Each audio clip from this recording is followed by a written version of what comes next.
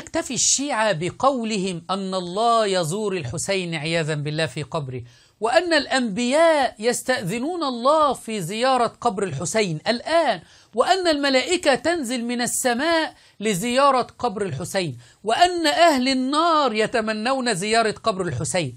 اليوم يزعمون كما سنرى الآن أنه الجن والشياطين يذهبون إلى زيارة قبر الحسين. شاهدوا وفد من الجن والشياطين أتوا إلى كربلاء لزيارة قبر الحسين.